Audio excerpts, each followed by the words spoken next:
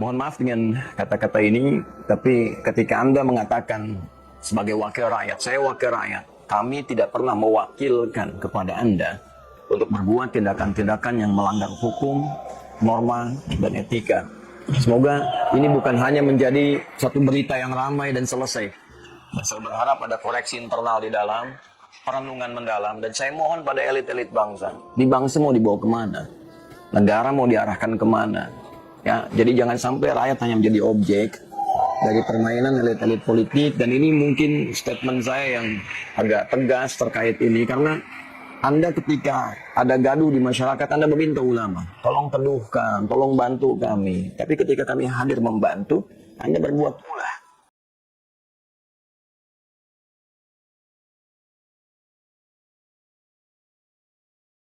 Kalaupun mau tangkap, misalnya Bapak berkomunikasi dengan pimpinan partai, kita anterin itu orang, Pak, ke Bapak. Jadi lebih enak. Hubungan kelembagaannya ada, kalaupun dia terpidana, dalam konversi pers terakhir aja saya katakan, Pak, kalau di mana yang bersangkutan dalam proses penyelidikan tindak pidana, silakan kerjakan. Jadi kita nggak melindungi, Pak. Pasti kita akan dukung penegakan hukum yang Bapak lakukan. Bapak dipilih itu dari DPR. Jangan kembali menghantam DPR, Pak. Ini kan setelah dulu, Pak, saya ini berasal dari DPR. Tapi kan maksud saya mengingatkan Bapak. Mengingatkan kembali kepada Bapak, kalau kompetensi Bapak, saya pikir kita yakin. Cuman kadang-kadang nanti di sana ada pengaruh kiri kanan, Bapak bisa goyang-goyang. Dan saya minta Bapak teguh dalam pendirian menghadapi hakim-hakim yang lain. Kalaupun mau tangkap, misalnya Bapak berkomunikasi dengan pimpinan partai, kita berharap.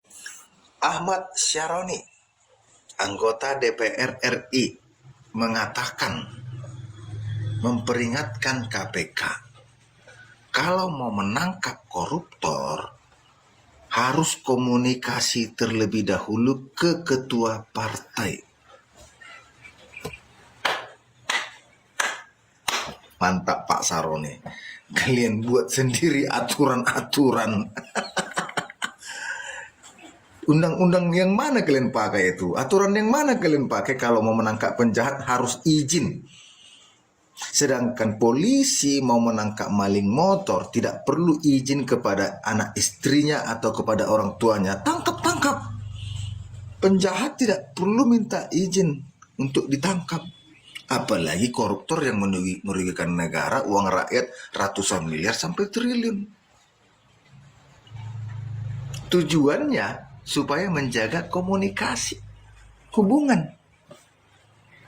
Berarti secara tidak langsung yang kutangkap di sini, apapun yang dilakukan kader-kadernya diketahui oleh ketua umum, direstui oleh ketua umum. Sehingga kalau kita penegak hukum KPK mau menangkap kader-kadernya harus izin ke ketua umum. Tapi kenapa ketika ada kader yang tertangkap, kader partai, ya pejabat-pejabat dari partai tertentu, ketangkap lalu dia bernyanyi, justru partainya atau sekjennya atau ketua umumnya menyangkal.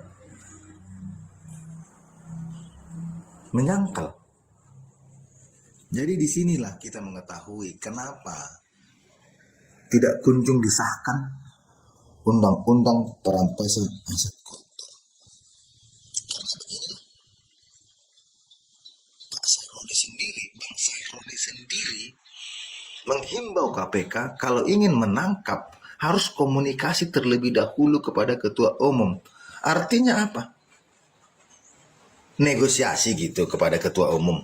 Penegak hukum bernegosiasi kepada orang untuk menangkap seseorang. Negosiasi gitu. Atau gimana? Gimana Pak Saroni? Tawar-menawar gitu.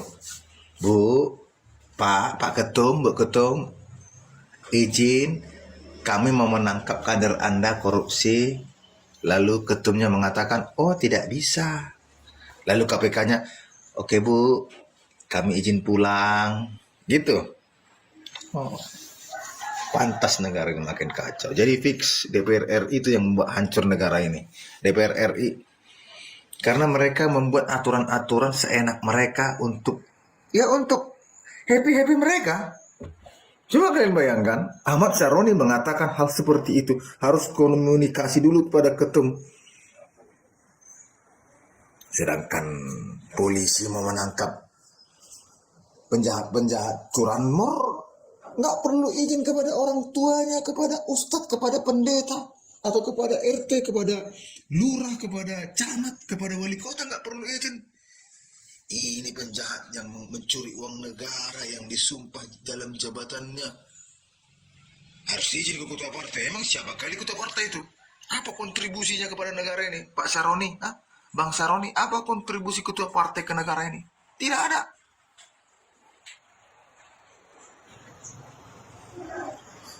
Apa untungnya kepada rakyat? Manfaat ketua partai kepada rakyat apa? Nggak ada. Kalian sudah baca berita artikel ini nih ya. DPR imbau anak muda jangan bergantung kepada lowongan dari pemerintah. Kalau kreatif jadilah pengusaha daripada ngomel. Hah? Ini nggak salah nih. Omongan kayak gini dilontarkan oleh seorang anggota DPR.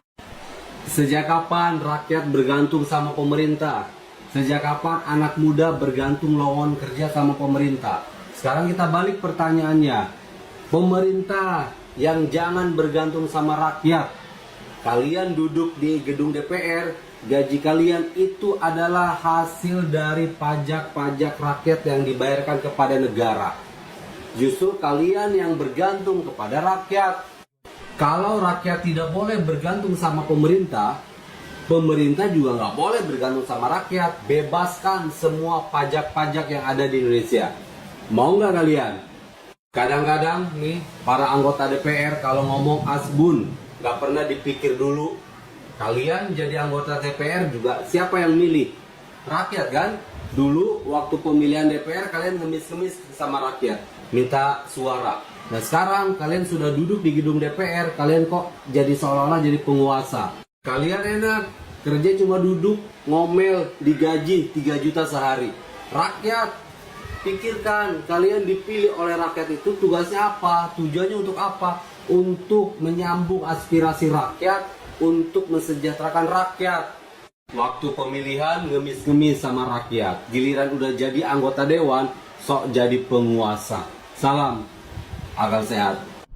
Mahkamah Konstitusi mau dievaluasi hakimnya, coba bayangkan. Pernyataan DPR adalah Mahkamah Konstitusi ketika memutuskan pemilu nasional dan pemilu daerah itu memutuskan secara inkonstitusional. Coba bayangkan peradilan dituding inkonstitusional oleh DPR. Biasanya Mahkamah Konstitusi yang bilang DPR membuat undang-undang secara inkonstitusional. Ini kebalikannya.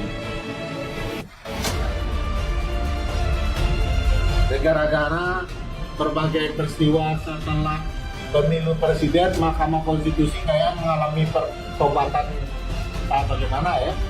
Tiba-tiba banyak sekali putusan yang sangat bagus yang berpihak kepada publik. Nah, kita nggak tahu nih kalau hakim konstitusi diubah, sempurna sudah penggunaan pola-pola hukum ya, alat-alat hukum, perangkat-perangkat hukum untuk mempertahankan otoritasnya. Jadi saya bilang, kita jangan berkeliruan. Kalau saya, anggota dewan mau gaji 1 miliar sebulan, saya oke. Tapi kamu buka dong anggaran kamu semua. Kementerian semua anggaran dibuka dong. Biar kita tahu setiap sen pajak yang kita bayar dipakai kemana aja. Nah sekarang kan lo nggak mau buka. Jadi orang, kalian juga mau digaji besar kalau ada profesional. Setiap orang berhak dan harus dibayar mahal kalau dia kerja profesional. Tugas anggota dewan apa? Mengawasi anggaran pajak kita dong. Kamu kalau digaji mahal nggak apa-apa. Tapi lu buka, kasih tahu saya. Saya kamu tahu nggak pemerintah pakai duit berapa? Ya, arti kan nggak lakukan tugasnya dong. Termasuk PDI Perjuangan, saya sampaikan sebagai ketua. Kita otokritik kepada PDI Perjuangan. Anda ini anggota parlemen, partai itu ngomong. Kenapa Anda semua diam, tidak ngomong? Anda masih ngomong dong anggota dewan. Nah kita kritik. Di DPR kita, di partai kami kritik. Ya masuk PDIP, kemana aja kalian gitu loh. Jangan cuma mau terima gaji. 1 miliar juga nggak apa-apa. Saya bilang menteri mau gaji 16 miliar setahun juga boleh. Tapi nggak ada tunjangan rumah. Jangan-jangan tunjangan rumah lu lebih dari 20 miliar setahun. Gara-gara perbaikan servis, bongkar. Sekitar sini kan ngontrak atau kita kos kan 3 juta per bulan. Didapatkan. Pak, lu tahu nggak ada fungsinya kereta, ada fungsinya Transjakarta, lu tahu nggak fungsinya itu?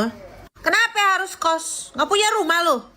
Kan kalau mau jadi anggota DPR kan udah harus punya modal dong di awal, ya kan? Untuk apa namanya kampanye, pasti orang kaya dong. Masa orang kaya nggak punya rumah sih? Gimana cara modal berkampanye dan nyogok yang di atas-atas supaya bisa dicalonkan untuk menjadi anggota DPR? Kenapa sih DPR isinya orang kayak begini? Gak ada otaknya, gila kali. Banyak yang marah-marah sama statement yang ini. Coba didengerin. Ngontrak atau kita kos kan 3 juta per bulan. Didapatkan 50 juta per bulan. Kalau kita 3 juta, kita kalikan 26 hari kerja, berarti 78 juta per bulan. Katanya udah 3 juta sebulan, kenapa masih dikali 26? Nah ini yang membedakan lu sama anggota DPR. Pemahaman lu tuh belum sampai. Padahal jawabannya simple banget. Kenapa dikali 26? Ya karena anggota DPR ngekos di 26 kosan yang berbeda. Simple gak tuh? Dan pertanyaan sekarang, kenapa dia harus ngekos di 26 kosan yang berbeda? Jawabannya karena salah satu tugas anggota DPR itu menyerap aspirasi warga.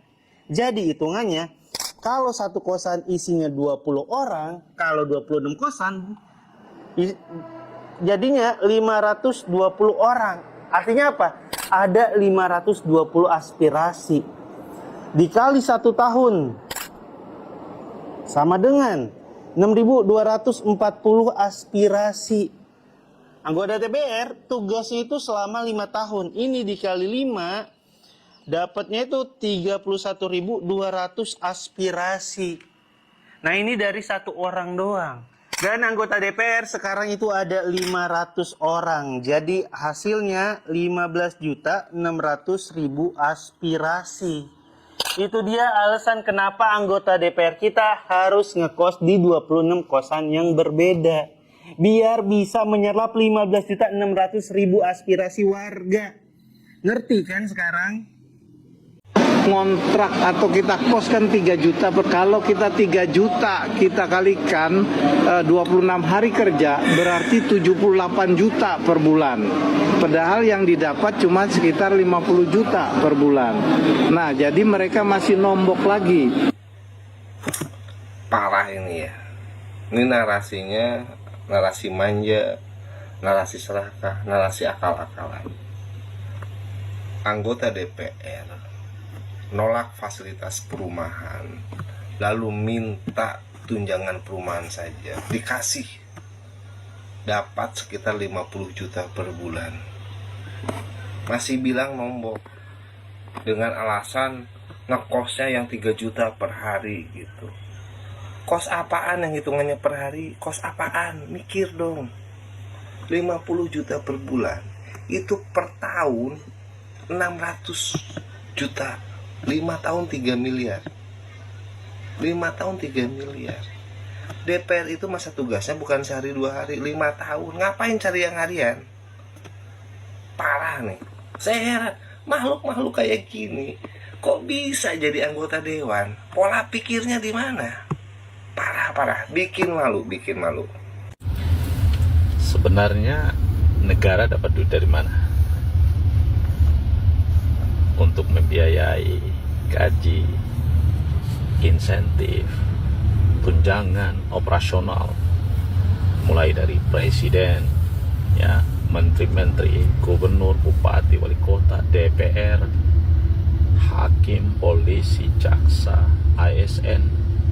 Nah, dari mana uangnya? Nah, tentu dari rakyat. Nah, ambilnya dengan cara apa? Dengan cara rakyat bayar pajak. Ya. Rakyat beli barang, sembako, macam-macam, potong pajak. Ya, rakyat makan, potong pajak. Ya, beli makanan segala macam, potong pajak. Kerja, dapat gaji, potong pajak. Usaha, rakyat dapat keuntungan, potong pajak. Nah, potongan-potongan pajak itu masuk dalam APBN atau kas negara, lalu difungsikan untuk membayar gaji orang-orang itu. Siapa orang-orang itu? Pejabat, mulai dari presiden, menteri, dan seterusnya. Ya, untuk apa? Untuk mereka bekerja, mensejahterakan, memakmurkan, melindungi, mengayomi, menyayangi rakyat. Itu esensi kita bernegara, kan itu intinya. Inti kita bernegara gitu, ya. Intinya itu esensi kita bernegara. Nah, sekarang pertanyaannya, DPR fungsinya apa? Mengawasi kebijakan pemerintah yang tidak pro rakyat. Nah, kalau DPR-nya koalisi, kongsi sama pemerintah, jadi kebijakan yang tidak pro rakyat, juga tetap DPR juga mendukung kebijakan itu dalam pengertian, ya, pemerintah naikin BBM, DPR juga dukung. Pemerintah bikin kebijakan yang menyusahkan rakyat, DPR juga dukung. Jadi DPR ini tidak berada pada posisi membela rakyat. Nah, pertanyaannya hakim nakal banyak juga, ya. Hukum tidak untuk masyarakat bawah, ya. Hukum, ya, tajam ke bawah, tumpul ke atas. Ketidakadilan berlaku di mana-mana. Jadi bayar hakim untuk apa? Nah, polisi begitu juga, orang yang lapor kasus-kasus yang tidak ada duitnya segala macam, dilihat, dicuekin, bodoh amat. Nah, jadi ketidakadilan juga merebak di mana-mana. Nah, sekarang pertanyaan kita, lalu kita gaji mereka buat apa? Mereka bekerja itu kan untuk memakmurkan rakyat. Nah, sisi yang lain Anda bisa lihat, rakyat yang miskin makin banyak, yang nganggur makin banyak, yang di PHK makin banyak, ya, yang nggak bekerja makin banyak, yang usahanya tutup makin banyak, ya, daya beli turun, Pak, ekonomi makin terpuruk, Pak. Nah, sementara gaji, tunjangan DPR segala macam itu dinaikkan, ya, Anda bisa bayangkan nggak? Gaji komisaris BUMN yang begitu besar, ya, dari 1046 BUMN, ya, rugi, ya, merugi semua 80%. Yang nyumbang besar itu hanya 8 BUMN. Gila nggak? Hah? Kita ini negara gila, ya. Gaji sekian banyak orang, bekerja nggak sesuai harapan rakyat. Gimana rakyat nggak marah? Hah? Gimana rakyat nggak marah? Coba Anda bisa bayangin, ya. Bayangin aja kita gaji komisaris, direksi segala macam, perusahaannya rugi, tapi digaji terus per bulan, Pak. Kita ini nggak marah. Sementara Menteri Keuangan naikin pajak 2026 nih, pajak dinaikin 13% lebih, target pendapatannya ambisius, naik tinggi. Siapa lagi yang susah? Rakyat kan? Nah, hati-hati, jangan sampai rakyat marah. Kalau rakyat marah, nggak bisa ada yang bendung. Percaya sama saya, ya. Jadi hati-hati.